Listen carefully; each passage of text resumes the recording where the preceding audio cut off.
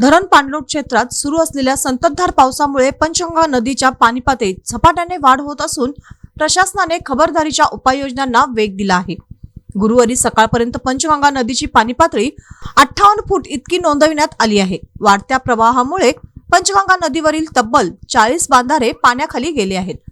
पंचगंगा नदीच्या पाणी पातळीत सातत्याने वाढ होत असल्याने इचलकरंजी महापालिकेच्या वतीने पंचगंगा नदीवरील लहान पूल बुधवारी वाहतुकीसाठी बंद करण्यात आला आहे।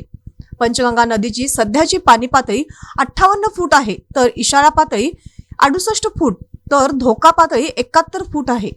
नागरिकांनी व वाहन चालकांनी पर्यायी व सुरक्षित मार्गाचा वापर करावा असे आवाहन महापालिका प्रशासनाने केले आहे। पंचगंगा नदीच्या वाढत्या प्रवाहाच्या पार्श्वभूमीवर नदीच्या परिसरात विशेष सतर्कता बाळगण्यात येत आहे।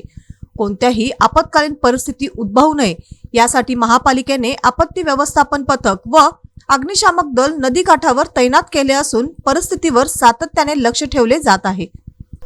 प्रशासनाने नदीकाठी अनावश्यक गर्दी न करण्याचे, पूर परिस्थिती पाहण्यासाठी धोकादायक ठिकाणी जाऊ नये तसेच प्रशासनाच्या सूचनांचे पालन करण्याचे आवाहन नागरिकांनी केले आहे। पावसाचा जोर कायम राहिल्यास नदीच्या पाणी पातळीत आणखीन वाढ होण्याची शक्यता व्यक्त करण्यात येत असून संबंधित यंत्रणा सतर्क ठेवण्यात आल्या आहेत।